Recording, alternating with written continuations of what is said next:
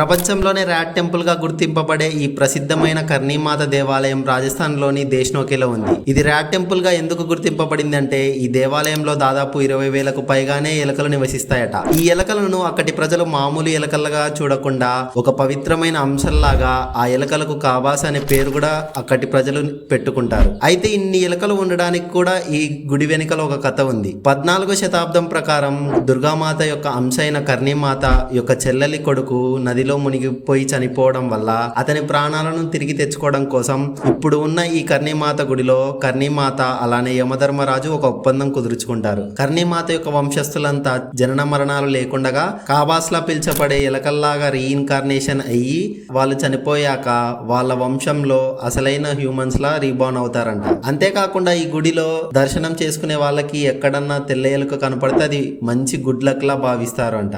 ఈ వీడియో నచ్చినట్టయితే లైక్ చేయండి, షేర్ చేయండి ఫ్రెండ్స్.